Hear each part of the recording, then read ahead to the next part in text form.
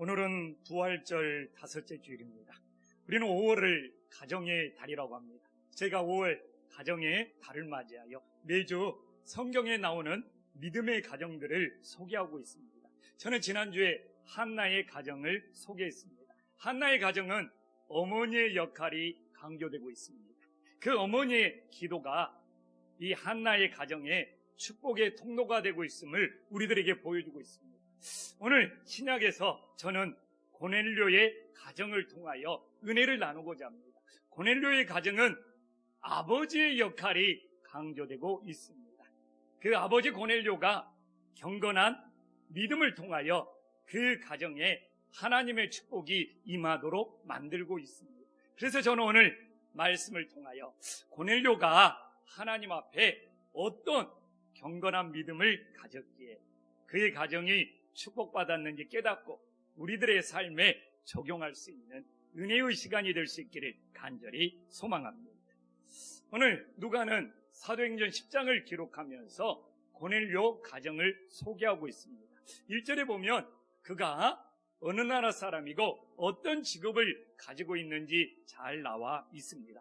그는 당시에 이 로마 군대의 장교였고 또한 이 백부장이라는 직책을 맡고 있음을 우리는 잘 알 수 있습니다. 그런데 특이한 점은 당시에 로마에 시민권이 있어야지만이 로마라는 그 군대에 지원을 할 수 있습니다. 그러니까 로마 시민권을 가지고 있고 또한 로마 군대에 그래도 장교 생활을 하는 이 고넬료가 오히려 자신이 지배하고 있는 유대인 나라에 그 하나님을 믿고 있다는 것이 특이한 점입니다. 사실 고넬료가 갑의 입장에 있거든요. 근데 이렇게 갑의 입장에 있는 고넬료가 출세하고 성공하려면 로마에도 신들이 얼마나 많습니까? 차라리 이 고넬료는 승진을 꿈꾸고 출세를 꿈꿨다면 당연히 로마의 신들을 믿어야 했을 것입니다. 그러나 고넬료는 오히려 이 지배를 받고 있는 나라에 그 유대 나라에 하나님을 믿는 참 특이한 점을 보여주고 있습니다. 그것도 대충 형식적으로 믿는 것이 아니라 경건하게 믿었다는 이 고넬료의 경건한 믿음을 강조하고 있습니다. 저는 성경에 경건이라는 이야기가 많이 나오고 있는데 바로 고넬료가 그의 가정이 경건은 무엇이다? 우리들에게 가장 정확하게 정의해주고 있다고 믿습니다. 오늘 고넬료 가정이 보여주는 경건의 정의는 무엇입니까? 첫 번째는 위로 하나님을 향하여 경외하며 예배하는 것이 경건의 시작임을 보여주고 있습니다. 오늘 2절에 보면 고넬료 가정은 온 지방과 더불어 하나님을 경외한다고 말하고 있습니다. 이처럼 경건은 위로 하나님을 향하여 경외하며 예배하는 믿음이 있어야지 그 가정이 우리들이 경건의 믿음이 있음을 보여주고 있습니다.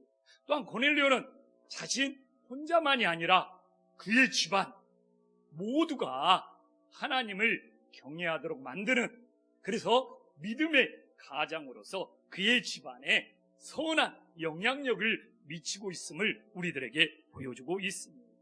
그래서 우리 가정이 경건한 가정이라면 온 집안이 더불어 위로 향하여 하나님을 경외하는 믿음이 있는지 우리 가정의 모습을 돌아볼 수 있기를 간절히 소망합니다.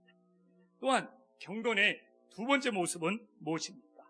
이제 위로 하나님을 향하였다면 이제는 옆으로 이웃을 향하여 구제하는 믿음이 있어야 됨을 보여주고 있습니다. 그래서 2절에 보면 고넬료는 백성을 많이 구제했다고 보여줍니다.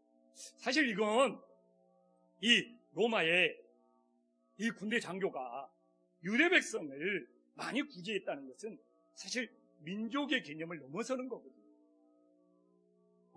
내 가정만을 챙기고 내 백성만을 챙기는 것이 아니라 그 벽을 깨트리고 그걸 넘어서 유대 백성들을 많이 구제하고 있는 고넬료의 모습을 보여주고 있습니다.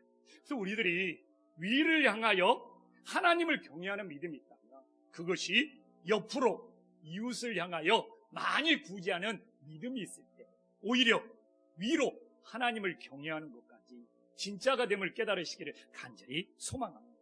근데 많은 사람들이 위로 하나님을 경외하며 예배하는 일에 열심이라고 말하는 사람들이 옆으로 이웃을 향하여 이게 구제하는 것에 인색하다. 그것이 진짜 경건한 믿음이 되는지 우리 가정의 모습을 돌아보면서 위로 하나님을 경외하는 만큼 옆으로 이웃을 많이 구제하는 경건의 믿음을 바르게 세워갈 수 있기를 간절히 소망합니다. 또 하나는 뭡니까? 이 경건의 완성은 뭡니까? 항상 오늘 2절에 보면 항상 하나님께 기도하는 것이 경건의 완성이 됨을 보여주고 있습니다. 그래서 오늘 고넬료는 나는 성경에서 경건을 가장 잘 보여준다. 위로는 하나님을 경외하며 옆으로는 이웃을 향하여 많이 구제하고 또한 세 번째는 자신을 향하여 안으로 항상 하나님께 기도해야 된다는 것을 보여주고 있습니다. 여기서 항상 기도한다는 것은 무엇입니까? 쉬지 않고 기도한다는 의미도 있을 것입니다. 또한 무슨 일이 생기면 큰 일이든 작은 일이든 어떤 일이 생길지라도 항상 하나님을 의지하며 기도한다는 의미가 있습니다. 근데 생각해 보십시오.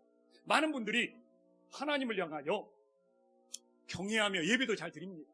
또한 이웃들을 향하여 많이 구제합니다. 근데 자신이 무너진다고 생각해 보십시오. 자신의 경건이 무너진다면 모든 것이 헛되거든요. 저 같은 목사님들이요, 하나님을 향하여 경외하며 예배 잘 드립니다. 그리고 또한 이웃들을 향하여 많이 구제합니다. 그런데 목회자로 살아가면서 어느 순간에 자신을 향한 경건이 무너져버려요. 자신을 향한 경건이 무너져서 물질적으로, 성적으로, 세상적으로 타락하는 모습을 보여줍니다. 그래서 우리들이 항상 기도함으로 끝까지 자신을 향하여 경건의 믿음을 지켜야지. 우리들이 한평생 하나님을 향하여 경외했던 믿음, 이웃을 향하여 구제했던 그 성경, 자신의 믿음을 끝까지 지킬 때만 하나님께 연락됨을 다시 한번 기억할 수 있기를 간절히 소망합니다. 그래서 저는 성경에서 고넬료 가정이 우리들의 경건이 무엇인지를 바르게 세워지고 있다는 것이죠.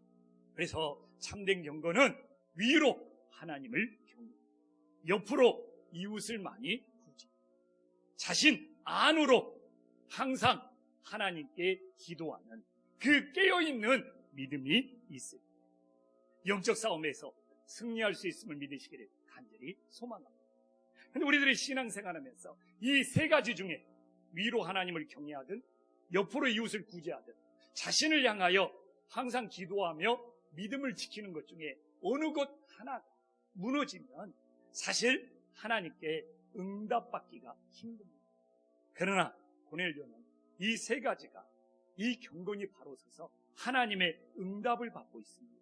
고넬료 가정이 이 경건을 통하여 하나님께 응답받는 축복은 무엇입니까?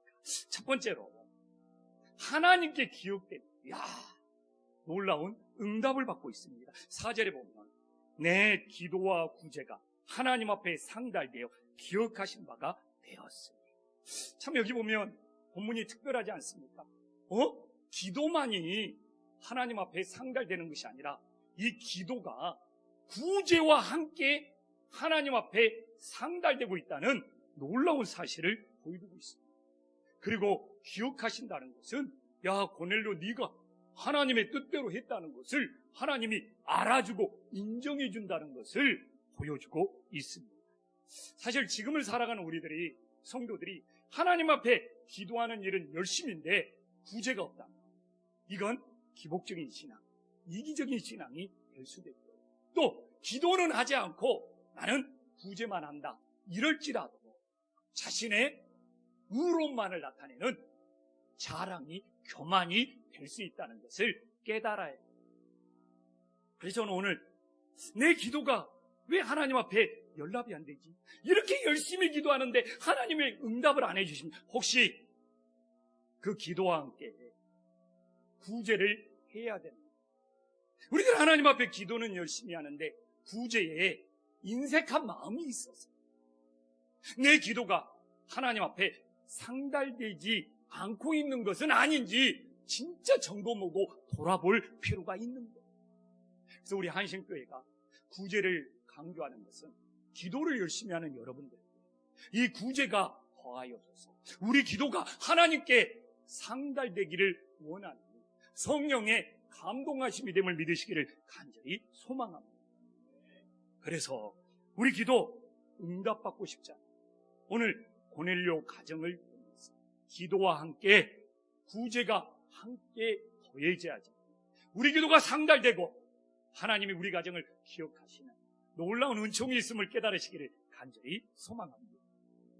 또한 경건의 기도가 어떤 응답을 받았습니까? 저도 놀랐어요. 이 경건의 기도는 서로를 연결시켜주는 응답이 있더라고요. 오늘 9절에 보면 고넬료가 이 사람들을 보내서 베드로를 청하려고. 근데 오늘 9절의 본문을 보면 강조, 그때의 이 타이밍이거든요. 이 그때에 하나님은 베드로를 기도시켰습니다. 그래가지고 이 고넬료의 기도와 베드로의 기도가 서로 연결이 되어서 만남의 축복을 허락하고 있습니다. 만약 아무리 고넬료가 열심히 기도하고 베드로를 초청하려고 사람들을 보냈을지라도 그때에 베드로가 기도하지 않았다면 이 만남은 힘들었을 거예요. 거기에는 많은 장벽들이 있었거든요. 그래서 저는 오늘 본문을 보면서 이렇게 경건의 기도, 서로를 이어주고 서로를 연결시켜주고 하나님의 놀라운 응답이 있음을 믿으시기를 간절히 소망합니다.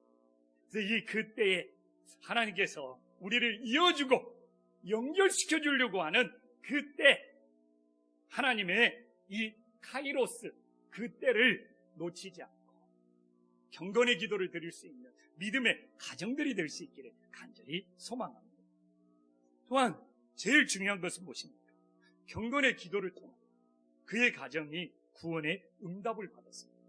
사실 근데 오늘 이 본문을 준비하면서 금요 기도일 때 우리 한별 목사님이 설교를 하는 사도행전 본문을 사도행전 10장에서 깜짝 놀랐어요. 나도 주일날 사도행전 10장인데. 근데 다행히 우리 한별 목사님은 제일 사도행전 10장의 뒷구절로 가더라고요. 그래서 제가 원래는 오늘 주보들만 사도행전 중간을 잡아놨다가 그러면 나는 제일 앞구절로 가자. 그래서 오늘 제가 앞구절로 잡았어요. 사실 어느 본문을 봐도 상관없거든요. 그래서 하나님께서 오늘 보면은 우리 한별 목사님도 다루었지만 이 고넬료가 베드로를 초청한 것은 최고의 축복된 만남이 되고 있는 거예요. 그 이유는 고넬료 가정에 오순절날 마가다라와 함께 임하였던 그 성령의 역사가 동일하게 일어나고 있는 거예요. 44절 봐보십시오.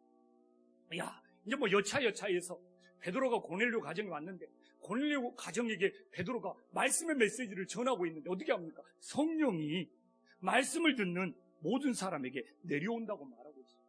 이게 여기서도 중요한 것은 무엇입니까? 말씀을 듣는 것이 중요한 거예요. 말씀을 듣지 않고 성령이 임한 것은 저는 솔직히 사이비가 될 수 있다고 생각합니다.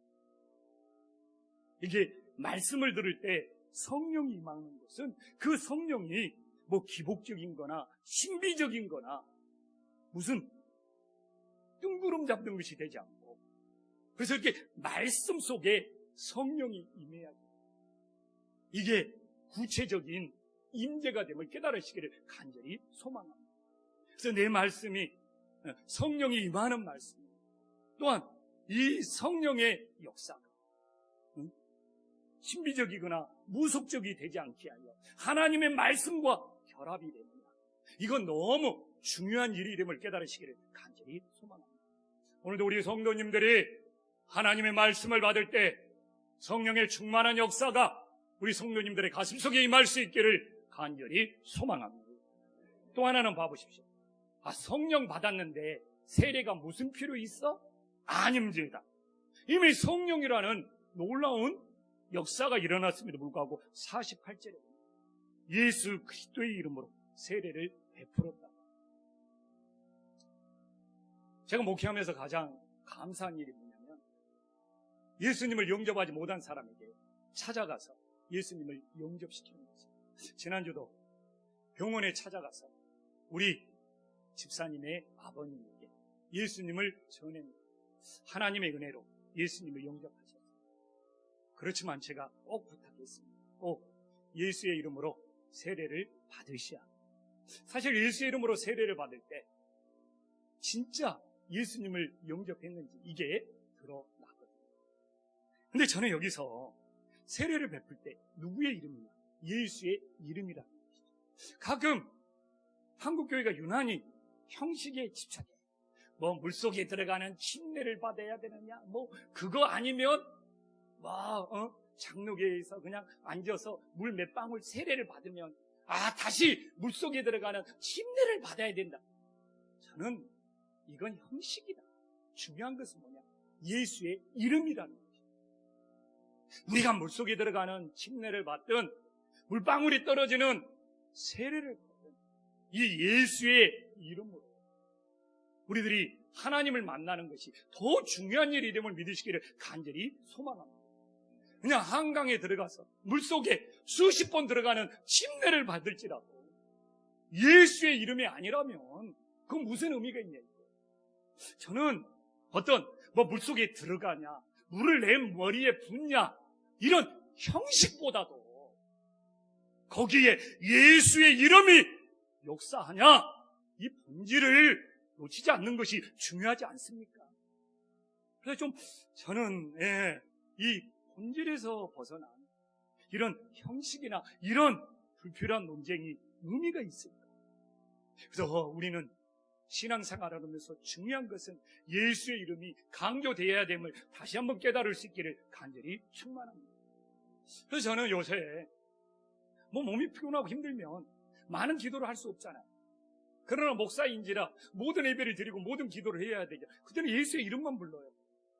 예수의 이름 부르는 것조차도 힘들면 주여 주여 주여 하고 있습니다. 그 예수의 이름이 능력이 있기 때문에, 그 예수의 이름이 권세가 있기 때문에. 그래서 우리 김포한신교에 와서 항상 백문 읽다 보면서 예수의 이름을 외친다는 것은 하나님의 위대한 역사가 있음을 믿으시기를 간절히 소망합니다.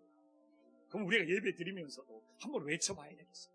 예수의 이름은 우리들이 영원히 부를 이름입니다. 오늘 예배에 임재하시는 분은 누구십니까? 손도 들어야죠. 다시 한번 오늘 예배 시간에 오셔서 우리를 축복하시는 분은 누구십니까? 여러분들이 손들고 예수 그리스도를 외치는 모습에 그냥 성령님을 부어주시는 그런 놀라운 역사가 일어나기를 간절히 소망합니다. 그래서 이렇게 고넬료 가정은 경건의 응답을 받았죠. 하나님이 기억해 주시고 그 경건의 기도가 서로 연결을 시켜주고 그 경건의 기도가 모든 가정이 구원받는 놀라운 축복을 받은 것이죠. 그러면 이제 마지막으로 하나가 남았어요. 오늘 고넬료 가정은 경건이 무엇이다? 경건을 정리하고 경건은 하나님이 이런 응답을 주신다. 근데 고넬료가 보여주는 그 가정이 보여주는 경건의 삶의 모습이 무엇이냐 이겁니다. 우리가 디모데후서 3장 5절을 보지만 경건의 모양도 있고 경건의 능력도 있어요. 말로만 하는 거 경건의 모양입니다. 그 경건을 삶으로 살 때 경건의 능력이 나타나는 것입니다. 오늘처럼 예배드리면서 신앙생활하는 사람 경건 모르는 사람이 없습니다. 그러나 경건의 말은 많이 하는 거예요. 그래서 경건의 모양들은 있어요. 그러나 경건을 삶으로 살지 못하기 때문에 뭐가 안 나타나는 거예요? 경건의 능력을 찾아보기 어려운 시대에 살아가고 있습니다. 우리 김포한식교회는 말로만 하는 경건의 모양이 아니라 경건을 삶으로 살아내는 경건의 능력이 역사하는 주님의 교회가 될 수 있기를 간절히 소망합니다. 그러면 고넬료 가정이 어떤 경건의 삶을 보여줍니까? 우리들이 결론적으로 묵상하면서 우리들의 삶에 적용하도록 하겠습니다. 제일 먼저 고넬료 가정은 자신의 생각을 내려놓고 순종의 삶을 살았다는 것을 보여주고 있습니다. 오늘 5절에 보면 하나님께서는 고넬료에게 베드로를 초청하라고 합니다. 그냥 우리는 성경 보니까 그런갑다는데 우리는 여기에는 엄청난 장벽이 있고 엄청난 가로막힘이 있고 또 제가 말했잖아요. 갑의 입장에 있는 고넬료, 지배를 받는 이 의뢰 입장에 있는 베드로를 초청한다는 것. 많은 자존심에 걸린 문제도 있지만 참 이 고넬료 자신의 생각을 내려놓고 하나님의 말씀대로 순종하고 있음을 우리는 7절, 8절을 통해서 얼마든지 확인할 수 있습니다. 순종이라는 것은 그렇고 내 생각, 내 방법을 내려놓고 하나님의 말씀을 따르는 것이 진정한 순종이 됨을 믿으시기를 간절히 소망합니다. 많은 사람들이 경건하다, 믿음이 있노다 말하면서 여전히 자신의 생각, 자신의 아지, 자신의 고집대로 있다. 그건 말 그대로 경건의 모양만 있는 것입니다. 그래서 이렇게 경건의 말과 경건의 삶이 일치하지 않는 경우가 이 시대에 너무 많은 거예요. 그래서 우리들이 고넬료 가정처럼 내 생각, 내 방법 내려놓고 하나님의 말씀대로 순종하는 삶으로 경건이 나타날 수 있기를 간절히 소망합니다. 또 하나 고넬료가 보여주는 경건은 무엇입니까? 참 25절에 보면 야, 경건은 이렇게 겸손한 거구나. 우리 함께 한번 읽어보겠습니다. 너무 은혜되잖아요. 함께 읽겠습니다. 시작. 아침 베드로가 들어올 때 고넬료가 맞아 발 앞에 엎드려, 제가 이야기했잖아요. 갑의 입장에 있는 고넬료가 이렇게 의뢰 입장에 있는 베드로에게 그것도 머리만 숙여서 인사한 것이 아니라 엎드려서 절하고 있다. 이게 놀라운 겸손입니다. 저는 여기서 은혜 받는 것이 우리가 바울의 어떤 선교 역사를 보면 로마 시민권만 가지고 있는 것도 대단한 일입니다. 당시에. 근데 이 로마 군대에 들어가서 장교가 되려면 로마 시민이 아니면 지원할 수 없어요.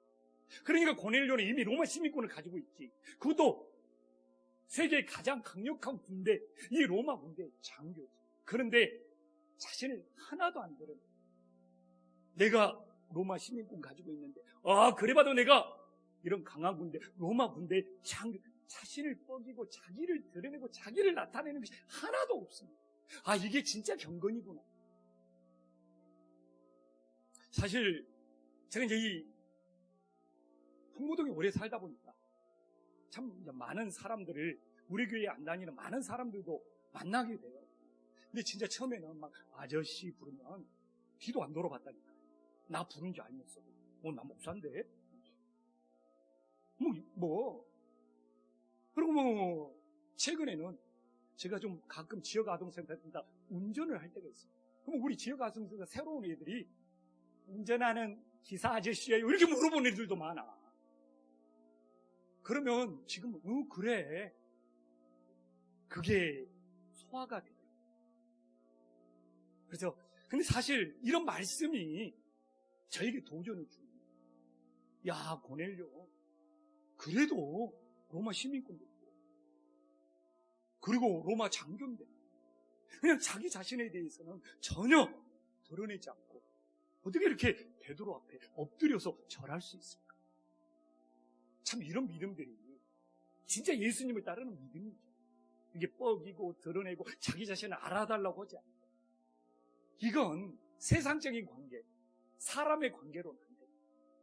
이미 그 차이가, 이건 영적인 관계, 믿음의 눈이 있을 때만이 가능함을 깨달으시기를 간절히 소망합니다. 그렇다고 고넬료가 오늘 본문을 좀 더 묵상하면 베드로를 높이고 베드로에게 아부하는 것이 아니에요. 33절을 한번 봐보십시오. 이게 굉장히 중요하거든요. 이 고넬료가 그 당시 로마 군대에 들어가서 장교 정도 올라면 똑똑한 사람이에요. 33절에 봐보십시오. 함께 읽어보겠습니다. 시작. 주께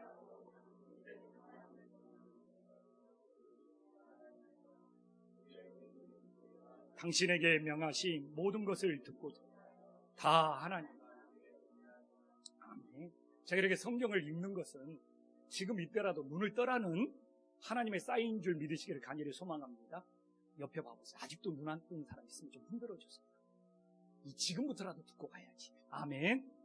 그래서 성경 말씀을 읽을 때는 이제 내가 일어나라 말하지 않더라, 깨우지 않더라, 핸드폰 하지 않더라도 그 사인이구나, 우리 서로 이렇게 암묵적으로 알 수 있기를 간절히 소망합니다. 그리고 옆에 사람 살짝 더 깨워주시고 하고, 이렇게 축축한 날은 몸도 처지는 거예요. 자, 봐보십시오. 참 똑똑하잖아요. 베드로 앞에 엎드려 절하 했지만 그렇다고 사람을 어떻게 하는가. 베드로가 어떤 위치인지를 딱 파악합니다. 베드로는 하나님의 도구인 줄 알고 있어요. 주께서 당신의 명하신 모든 것을 듣고자. 이게 중요한 거거든요. 베드로를 어떻게 하는 것이 아니에요. 베드로가 중요한 일은 베드로 인간 자체가 대단해서 엎드려 절하는 것이 아니라 하나님의 사역자로서 하나님의 말씀을 전하는 자이기 때문에 어떻게 보면 고넬료의 겸손은 하나님 앞에 겸손입니다. 그리고 33절 후반부 봐보십시오. 베드로 앞에 서 있다고 합니까? 자기 모든 가정은 누구 앞에 서 있어요? 하나님 앞에 서 있다는 거예요. 이게 분명한 믿음의 정체성, 믿음의 아이덴티티가 있는 거거든요.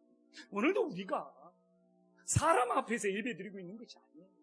내가 하나님 앞에서 예배 드리고 있다. 그래서 이 고넬료가 베드로 앞에 엎드려서 절하는 것이 너무 과하지 않냐? 좀 아부성이 있지 않냐? 너무 지나치지 않냐? 아닙니다. 고넬료 바보 아니에요. 참 분별력 있고 지혜롭구나. 베드로를 존중하는 이유도 그가 하나님의 대원자이고 그의 가정이 사람 앞에 서 있는 것이 아니라 우리 가정은 모두 하나님 앞에 서 있다. 이런 믿음을 가진 고넬료 가정을 하나님이 축복 안 하시겠냐. 그래서 5월 가정이다. 우리들이 고넬료와 같은 이런 믿음들을 회복할 수 있기를 간절히 소망합니다.